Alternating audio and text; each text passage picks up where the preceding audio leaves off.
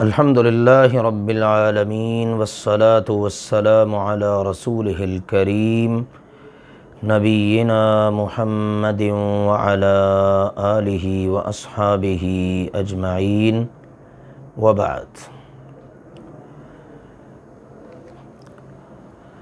آج انشاءاللہ العزیز اللہ کے فضل و کرم سے ہم تجوید کے ضروری مسائل اور قواعد کے ضمن میں اپنے سبق کو مکمل کریں گے، جس میں ہم پڑھ رہے ہیں بعض حروف کی ادائیگی۔ اس سے پہلے جتنے اسباق ہم پڑھ چکے ہیں وہ ہمیں ذہن میں رہنے چاہیے تاکہ ان اسباق کو بھی سمجھنے میں آسانی رہے۔ ملتے جلتے آوازوں والے حروف، اسی طرح سے دیگر حروف اور اسی طرح سے بعض بنیادی قواعد، پھر اسی طرح سے بعض حروف کی ادائیگی، یہ سارے اسباق ہم اللہ کے فضل و کرم سے اس سے قبل پڑھ چکے ہیں۔ تو آئیے آج انشاءاللہ تعالی بعض حروف کی ادائیگی میں ہم پڑھیں گے فا اور ہا کی ادائیگی اور اس کے بعد واو کی ادائیگی۔ فا اور ہا کی ادائیگی، ان دونوں کو پڑھتے وقت سانس اور آواز دونوں کو نرمی سے جاری رکھا جائے گا۔ آواز کو بھی آپ نے نرمی سے جاری رکھنا ہے اور سانس کو بھی نرمی سے جاری رکھنا ہے، لیکن اتنی زیادہ نرمی نہیں کرنی کہ حروف ہی غائب ہو جائیں، پتہ ہی نہ چلے کہ فا ہے، پتہ ہی نہ چلے کہ ہا ہے۔ لہٰذا نرمی ضرور کرنی ہے، لیکن اس نرمی میں ہم نے زیادتی نہیں کرنی، اس نرمی میں ہم نے مبالغہ نہیں کرنا، بہت زیادہ تکلف نہیں کرنا، اور آواز نرمی کے ساتھ ادا کرتے ہوئے سانس کو بھی نرمی کے ساتھ جاری رکھنا ہے۔ لیکن سانس کو نرمی کے ساتھ جاری رکھتے ہوئے اس طرح ان حروف کو ادا نہیں کرنا کہ زیادہ ہوا سانس کے طور پر نکلے، تو ان چیزوں کو مد نظر رکھنا ہے۔ گویا کہ فا اور ہا کی ادائیگی میں بیک وقت ہم اپنی سانس کو بھی اور اپنی آواز کو بھی نرمی کے ساتھ جاری رکھتے ہوئے ہم ادا کریں گے، لیکن آواز کے اندر اتنی نرمی پیدا نہیں کرنی کہ یہ حروف غائب ہو جائیں، اور ہوا جو ہے وہ اس کو اس انداز میں زیادہ نہیں نکالنا کہ ہمیں اس پر تکلف کا سامنا کرنا پڑے۔ تو یہ ہے ان دو حروف کی ادائیگی کے وقت ملحوظ خاطر رکھی جانے والی بات۔ مزید ہم مشق کرتے ہیں تو انشاءاللہ العزیز اس میں ہمیں اللہ کے فضل و کرم سے مزید اندازہ ہوگا کہ ان حروف کو ہم نے کیسے ادا کرنا ہے۔ تو پہلے سن لیجئے فا۔ فا کی ادائیگی کیسے کرنی ہے؟ المفلحون، مف یہ آواز آپ محسوس کر سکتے ہیں، فا فا فا۔ اب اس کو اتنا سخت نہیں کرنا، فا جیسے بعض لوگ بڑی سختی کے ساتھ ادا کرنے کی کوشش کرتے ہیں، یا اتنا نرم بھی نہیں کرنا کہ فا کا احساس ہی نہ ہو سکے اور پتہ ہی نہ چل سکے کہ فا پڑھی جا رہی ہے، واو پڑھی جا رہی ہے، کوئی اور حرف پڑھا جا رہا ہے۔ لہٰذا اس بات کو انشاءاللہ تعالی مد نظر رکھنا ہے۔ المفلحون، المفلحون۔ اب اس میں دیکھیے لام ہے، لام کے نیچے زیر ہے، تو لے نہیں پڑھنا، لے ہون، لے یہ غلط ہو جائے گا۔ المفلحون، صفا صفا صفا۔ اب یہ اوپر والے جو دانت ہیں وہ نیچے والے ہونٹ سے لگ رہے ہیں اور بڑی نرمی کے ساتھ درمیان میں سے ہوا خارج ہو رہی ہے سانس کی، اور اسی طرح سے آواز جو ہے وہ جاری ہے نرمی کے ساتھ۔ جی، افواجا، یفعلون، والشفع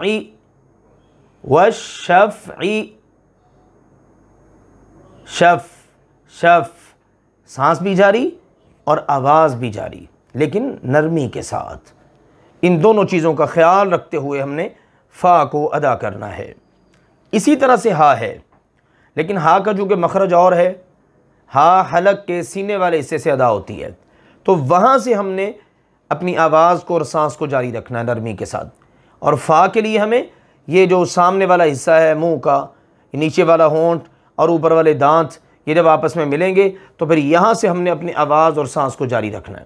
لیکن ہا میں دیکھیے، شہرن، شاہ شاہ، آواز بھی جاری اور سانس بھی جاری، شہرن،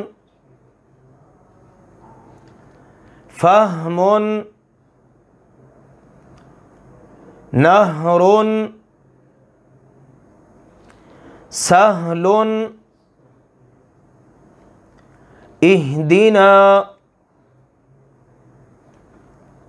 اب ان تمام مثالوں کے اندر آپ غور کیجئے، ہا ادا کی جا رہی ہے، اور ہا کیسے ادا کرنی ہے؟ سانس اور آواز کو نرمی سے جاری رکھنا ہے، لیکن اتنی نرمی بھی نہیں کہ آواز غائب ہو جائے، سختی بھی نہیں کرنی، تکلف میں بھی نہیں پڑنا، اور ان کو ادا کرتے وقت زیادہ ہوا بھی سانس کی نہیں نکالنی۔ تو یہ ہیں دو حروف فا اور ہا، ان دونوں کی ادائیگی۔ اب ہم پڑھیں گے واو۔ واو کی ادائیگی کیسے ہوگی؟ تو غور کیجئے، واو دونوں ہونٹوں کے بالکل گول ہونے سے یہ ادا ہوگا۔ ہمارے ہاں کیا کیا جاتا ہے، جہاں سے فا ادا ہوتی ہے وہیں سے واو کو بھی ادا کر دیتے ہیں، واو واو، یہ فا کی شکل میں، صرف آواز بدلی ہے لیکن اس کو ادا صحیح نہیں کیا جا رہا۔ واو ہونٹوں کو گول کر کے، ہونٹوں کو بالکل گول کرنے سے، دونوں ہونٹوں کو بالکل گول کرنے سے واو ادا ہوگی۔ وا زبر الف، وا وا وا، دونوں کے فرق کو ملحوظ خاطر رکھیے، وا وا، دوسرے والا غلط ہے یقیناً، وا وا، یہ دونوں ہونٹوں کو مکمل گول کر کے ادا کیا جا رہا ہے۔ وو نہیں کہنا، وو یہ غلط ہو جائے گا، وو وی۔ اس کو فا کے مخرج یعنی اوپر کے دانتوں کی نوکوں اور نیچے کے ہونٹ کے درمیان سے لگا کر ادا کرنا غلط ہے، یعنی نیچے والے ہونٹ کے وسط میں، درمیان میں آپ اوپر والے دانتوں کی نوک لگا دیں، اس طرح ادا کریں جیسے واو واو، یہ غلط ہو جائے گا۔ تو کیسے ادا کرنا ہے واو کو؟ ہونٹوں کو مکمل طور پر گول کر کے، واو۔ یہ ہے واو کو ادا کرنے کا طریقہ۔ دیکھیے واو کی مشق میں، واو وضع، وضع، اب میں پڑھوں وضع، و یہ غلط ہو جائے گا، جی مشق کر لیجئے، وضع، کوورت،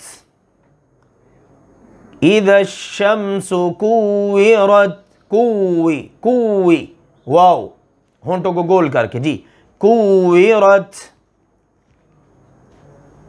المصور،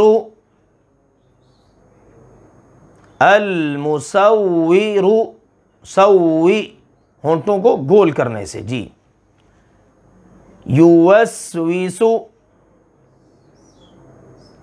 مرجوا، وقف کریں گے تو مرجوا پڑھیں گے، اگر وقف نہیں کرنا آگے ملا کے پڑھنا تو پھر مرجون۔ تو یہ ہے واو کی ادائیگی کا طریقہ۔ آج انشاءاللہ تعالی ہم سورۃ الفیل پڑھیں گے، اور اس میں انشاءاللہ آج آنے والے جو سبق میں ہم نے پڑھا ہے اس میں انشاءاللہ تعالی پریکٹس کریں گے اللہ کی توفیق سے۔ سورۃ الفیل۔ اعوذ باللہ من الشیطان الرجیم، بسم اللہ الرحمن الرحیم، الم تر کیف فعل ربک، کیونکہ بعض بزرگ بھی ہمارے ساتھ کلاس میں ہیں تو میں آیت مکمل پڑھنے کی بجائے تھوڑی تھوڑی کر کے پڑھتا ہوں تاکہ سب کو پڑھنے میں آسانی ہو۔ جی، الم تر کیف فعل ربک باصحاب الفیل الم یجعل کیدہم فی تضلیل وأرسل عليهم طيرا أبابيل ترميهم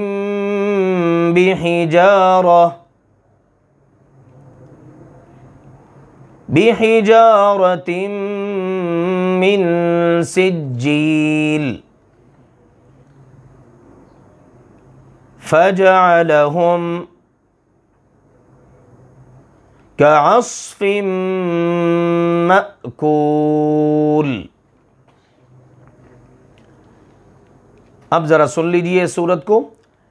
ألم تر كيف فعل ربك بأصحاب الفيل ألم يجعل كيدهم في تضليل وأرسل عليهم طيرا أبابيل ترميهم بحجارة من سجيل فجعلهم كعصف مأكول۔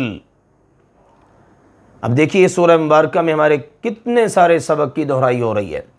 علم سے شروع کیجئے، حمزہ ہے، حمزہ اور عین کا فرق، پھر حمزہ کی ادائیگی جو ہم نے ابھی 2 دن پہلے والے سبق میں ہی پڑھی تھی، تارا تا اور تو کا فرق، کیف کاف اور قاف کا فرق، فا آ گئی ہے، فا کو کیسے ادا کرنا آج ہی پڑھا ہے، فعل پھر فا آ گئی اور عین آ گیا، ربک باصحاب الفیل بی بے نہیں بی باصحاب الفیل۔ اسی طرح سے دیکھیے الم یجعل کیدہم، ہا آ گئی ہے نا تو ہا کی ادائیگی ابھی ہم نے پڑھی ہے، اور یجعل یج جیم کے اوپر جزم آ گئی، قلقلہ کریں گے، فی تضلیل تض ضاد، اس سے پہلے اصحاب میں صاد سے ملتے جلتے حروف کا فرق، ضاد سے ملتے جلتے حروف کا فرق، اور آگے دیکھیے وَأَرْسَلَ واو آ گئی جو آج ہی پڑھا ہے ہم نے سبق۔ یوں اللہ کے فضل و کرم سے جب ہم قرآن پاک کی تلاوت کرتے ہیں تو ہمارے تقریباً مکمل سبق کی دہرائی ہو جاتی ہے، لہٰذا ہمیں چاہیے کہ ہم اللہ کی توفیق کے ساتھ قرآن پاک کو پڑھتے وقت ہم صحیح طور پر پڑھنے کی پوری کوشش کیا کریں، کیونکہ قرآن پاک کو تجوید کے ساتھ پڑھنا یہ ازحد ضروری ہے۔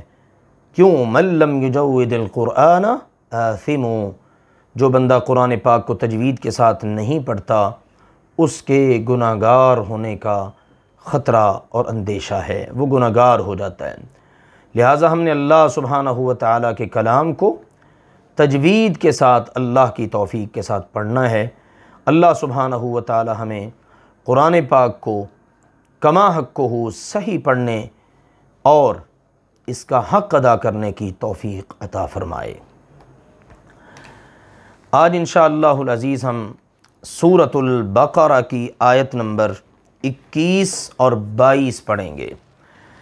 بڑی ہی اہمیت کی حامل یہ دونوں آیات مبارکہ ہیں، کیونکہ اللہ سبحانہ و تعالی نے اب ان آیات سے اپنی الوہیت کی یکتائی کو بیان کرنا شروع کیا ہے، اور اپنے وجود پر اللہ تعالی نے بعض دلائل ارشاد فرمائے جو آفاق اور انفس میں یعنی انسانی جانوں میں اور کائنات میں پھیلے ہوئے ہیں۔ تو یہ قرآن پاک کا بڑا خوبصورت اور دلچسپ موضوع ہے۔ اللہ تعالیٰ کا تعارف ہوتا ہے، اللہ پر ایمان پختہ ہوتا ہے، بندے کو پتہ چلتا ہے میرے خالق اور میرے مالک، اس کی عظمت کیا ہے، اس کی شان کیا ہے، اس کی رفعت کیا ہے، اس کی کاریگری کیا ہے، پھر مجھ پر اس اللہ سبحانہ و تعالیٰ کے حوالے سے کیا فرض اور ذمہ داری عائد ہوتی ہے۔ اعوذ باللہ من الشیطان الرجیم۔ یا ایہا الناس اعبدوا ربکم الذی خلقکم۔ جی میں ایک مرتبہ ان آیات کی تلاوت کر دیتا ہوں۔ یا ایہا الناس اعبدوا ربکم الذی خلقکم والذین من قبلکم لعلکم تتقون الذي جعل لكم الأرض فراشا والسماء بناء وأنزل من السماء ماء فأخرج به من الثمرات رزقا لكم فلا تجعلوا لله اندادا وانتم تعلمون۔ یا ایہا الناس، یا کا مطلب ہے اے، یہ حرف ندا ہے، آواز دینے کے لیے، کسی کو مخاطب کرنے کے لیے، کسی کو آپ نے اپنی طرف متوجہ کرنا ہے، اس کے لیے بولا جاتا ہے اے۔ یا اے ایہا، ایہا در حقیقت یا کے بعد اگر ایسا کلمہ آ جائے جس کے شروع میں الف لام ہو تو پھر یا اور اس کلمہ کے درمیان میں ایہا آتا ہے۔ ایہا، جب یا کے بعد ایسا کلمہ جس کے شروع میں الف لام، اب دیکھیے نا، الناس الف لام آ گیا، الرسول تو یا الرسول نہیں کہیں گے، یا ایہا الرسول، المزمل یا ایہا المزمل، موسیٰ علیہ السلام کے نام کے شروع میں الف لام نہیں ہے، لہذا کیا آتا ہے قرآن پاک میں؟ یا موسیٰ، یا ابراہیم، یا نوح وغیرہ۔ تو جب الف لام آئے گا تو درمیان میں آتا ہے اور یہ خاص کرنے کے لیے آ جاتا ہے، ربط قائم کرنے کے لیے کہہ لیجیے آ جاتا ہے، مطلب اس کا ای ہی ہے۔ یا ایہا اے الناس لوگو۔ پچھلی آیات میں ہم نے آیت نمبر 20 تک 3 بڑے گروہوں کا تذکرہ پڑھا ہے۔ سب سے پہلے ایمان والے، پھر اس کے بعد کافر، پھر اس کے بعد منافق، مومن، کافر، منافق۔ اب اللہ سبحانہ و تعالیٰ نے ساری انسانیت سے بات کرنا شروع کی ہے اس آیت مبارکہ میں، کیونکہ مومن ہو، کافر ہو، منافق ہو، ہیں تو سارے اللہ کی مخلوق، سب انسان۔ تو اللہ تعالیٰ نے فرمایا یا ایہا الناس، اے انسانوں، اعبدو، عبادت کرو، تم سب عبادت کرو۔ اور عبادت کا معنی ہم سورۃ الفاتحہ میں ایاک نعبد و ایاک نستعین کے ضمن میں پڑھ چکے ہیں۔ عبادت ہوا اسم جامع لکل ما یحبہ اللہ ویرضا من الاقوال والاعمال والنیات۔ یہ ایسا جامع اسم ہے، ایسا جامع نام ہے کہ ہر بات پر، ہر عمل پر، کام پر، حتیٰ کہ انسان کے ہر نیت اور ارادے پر بولا جاتا ہے، لیکن شرط یہ ہے کہ اس سب کے پیچھے اللہ کی رضا مقصود ہو۔ بولنا ہے تو اللہ کی رضا کے لیے، کام کرنا ہے تو اللہ کی رضا کے لیے، نیت و ارادہ کرنا ہے تو اللہ کی رضا کے لیے، اللہ پسند کر لے، اللہ راضی ہو جائے، تو یہ عبادت ہے۔ تو اللہ تعالیٰ کا حکم ہے اپنے بندوں کے نام، اے انسانوں تم سب اپنے رب کی عبادت کرو، اپنے رب کے لیے ہی بولو، اپنے رب کے لیے ہی جیو، اپنے رب کے لیے ہی کام کرو، اپنے رب کی رضا کے لیے ہی تم اپنی نیتیں خالص کرو۔ کون ہے تمہارا رب؟ الذی، وہ جس نے، خلق، پیدا کیا، تم کو، جو تمہارا خالق ہے، جس نے تمہیں پیدا کیا ہے۔ سبحان اللہ، قرآن پاک میں اللہ تعالیٰ نے اپنی اس صفت خالق، الخالق، پیدا کرنے والا، اس کو بیان کیا اور بڑے خوبصورت پیرائے میں۔ عبادت کیوں کرنی ہے رب کی؟ عبادت اس لیے کرنی ہے کہ اس نے تمہیں پیدا کیا ہے۔ خالق جو ہوتا ہے وہ عبادت کے قابل ہوتا ہے، مخلوق میں سے کوئی بھی عبادت کے قابل نہیں۔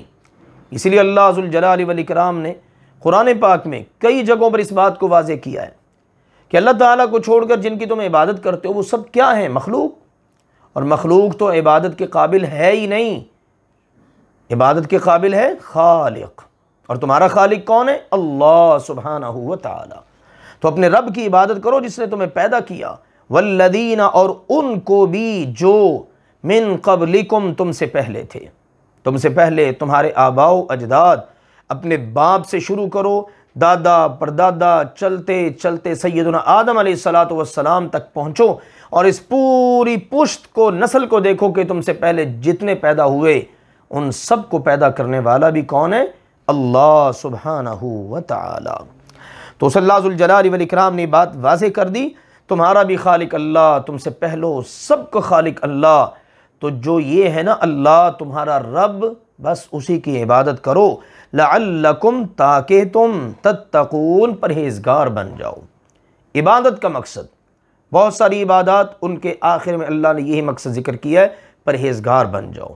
بندہ جب اللہ کی عبادت کرتا ہے نا تو بہت سارے گناہوں سے بچ جاتا ہے، پھر پرہیز کرتا ہے، یہ گناہ بھی نہیں کرنا، یہ گناہ بھی نہیں کرنا۔ جیسے ان الصلاۃ تنہی عن الفحشاء والمنکر، نماز اس کا کیا فائدہ ہے؟ برائی سے روکے گی، بے حیائی سے روکے گی، انسان کو غلط کام نہیں کرنے دے گی۔ روزے کا مقصد کیا ہے؟ لعلکم تتقون، تم پرہیزگار بن جاؤ، روزہ رکھا ہوگا تم گناہوں سے بچو گے۔ بالکل اسی طرح جب تم اپنے رب کی عبادت کرو گے تمہیں پتہ ہوگا میں اپنے رب کے لیے بول رہا ہوں، اپنے رب کے لیے کام کر رہا ہوں، اپنے رب کے لیے اپنے دل میں نیت و ارادہ کر رہا ہوں، بس میرا رب مجھ سے راضی ہو جائے، پھر تمہارے لیے گناہوں سے بچنا آسان ہو جائے گا۔ اور یہی انسان کی زندگی کا بہت بڑا مقصد ہے کہ وہ جو کچھ بھی کرے وہ اللہ سبحانہ و تعالی کی رضا کے لیے ہی کرے۔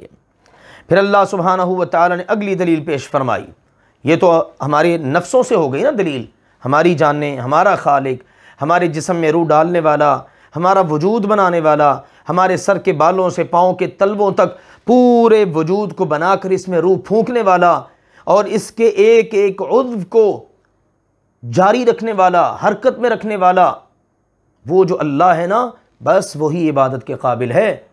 اسی طرح تم سے پہلے کی جتنی جانیں پیدا ہوئی ہیں، تمہارے موجودہ دور میں جتنے انسان ہیں، مخلوق ہے سب، اور اسی طرح تم سے پہلے، تو یہ ہماری جانوں سے بہت بڑی دلیل اللہ نے پیش فرمائی۔ اب ذرا آگے دیکھیے، پورے آفاق میں، کائنات میں، پہلی دلیل الذی، وہ ذات جس نے، یعنی اللہ تعالیٰ تمہارا رب جس کی تم نے عبادت کرنی وہ ہے جس نے جعل، بنایا، لکم، تمہارے لیے، الارض، زمین کو، فراشن، بچھونا، فرش، زمین بچھ گئی، اس کے اتار چڑھاؤ سب اللہ سبحانہ و تعالی نے اپنی مرضی سے رکھ دیے۔ کہیں بلند و بالا پہاڑ ہیں، کہیں میدانی علاقے ہیں، کہیں پانی ہے، اور زمین اس کو اللہ سبحانہ و تعالی نے بچھونا بنا دیا۔ اس پر زندگی گزارنے کے تمام معاملات اللہ تعالی نے انتہائی آسان فرما دیے۔ وہ ہے اللہ سبحانہ و تعالی۔ ہے کائنات میں کوئی کہ جس نے زمین کا کوئی حصہ پیدا کیا ہو؟ اللہ تعالیٰ نے جو باقاعدہ قرآن پاک میں پوچھے ہیں یہ سوالات کہ جن کو تم اللہ تعالیٰ کا شریک مناتے ہو، ماذا خلقوا من الارض، بتاؤ تو صحیح انہوں نے زمین میں سے کیا پیدا کیا ہے۔ اگلی بات، والسماء، دوسری دلیل، اور آسمان کو بنایا اسی اللہ نے، بناءً، چھت، آسمان کو اللہ نے چھت بنا دیا۔ سبحان اللہ، کتنی بلند و بالا چھت ہے، اور کتنی وسیع و عریض، اور اس کے نیچے ایک بھی پلر نہیں ہے۔ الذی خلق سبع سماوات طباقا ما تری فی خلق الرحمن من تفاوت، رب تعالیٰ نے فرمایا اوپر تلے اللہ نے یوں 7 آسمان بنائے، اور ان میں آپ کو ذرا بھی کمی، کوتاہی، عیب نظر ہی نہیں آئے گا۔ وہ ہے اللہ سبحانہ و تعالیٰ۔ تو جس اللہ نے آسمان بنائے وہی اس قابل ہے کہ تم اس کی عبادت کرو، اور کوئی، اللہ نے اس لیے پوچھا ام لہم شرک فی السماوات، اللہ کو چھوڑ کر جن کو تم پوجتے ہو، جن کی تم عبادت کرتے ہو، کیا انہوں نے آسمان بنانے میں کوئی اللہ کا ساتھ دیا، کوئی اللہ کا ہاتھ بٹایا ہو، کوئی اللہ سبحانہ و تعالیٰ کے ساتھ ان کی شراکت داری ہو؟ جب مخلوق بنانے میں ان کی شراکت داری نہیں ہے تو پھر عبادت کے معاملات میں ان کی شراکت داری کیسے ہو سکتی ہے؟ اسی لیے اللہ سبحانہ و تعالیٰ نے آگے چل کر پھر بندوں کو اس حوالے سے بڑی اہم بات سمجھائی۔ اس سے پہلے ایک اور دلیل، یہ دو دلیلیں ہو گئیں آفاق کی، زمین بچھونا بنا دی، آسمان چھت بنا دیا، اور اگلی بات وَأَنزَلَ اور نازل کیا، اتارا، مِنَ السَّمَاءِ آسمان سے، ماءً پانی۔ سبحان اللہ، آج کل بھی بارش کا موسم ہے، ہم بخوبی اندازہ کر سکتے ہیں کس طرح بادل آتے ہیں اور کس طرح اللہ ان کو چلا کر مختلف ٹاؤنز، شہروں، دیہاتوں، زمین کے مختلف خطوں کے اوپر لے آتا ہے، اور ٹنوں کے لحاظ سے ان کے اندر پانی سٹاک ہوتا ہے، اور ہوائیں ان کو جناب اڑائے لیے پھرتی ہیں، پھر جہاں اللہ نے برسانا ہوتا ہے وہاں پر اللہ تعالیٰ برسا دیتا ہے۔ اور کس طرح اللہ تعالیٰ آسمان سے پانی کو برساتا ہے، بادلوں میں سے زمین پر اللہ بارش برساتا ہے، اور بتا دیا اللہ تعالیٰ کو خوب پتہ ہے، انزل من السماء ماء، اللہ تعالیٰ آسمان سے پانی کو اتارتا ہے۔ کہیں کہا بقدر، کتنا اتارنا ہے، کہاں کتنی ضرورت ہے، اللہ کو پتہ ہے، اس اندازے کے مطابق اللہ اتارتا ہے۔ اور کہیں کہا ماء مبارکہ، برکت پانی اتارتا ہے۔ تو یہ آسمان سے بارش برسانے والا کون ہے؟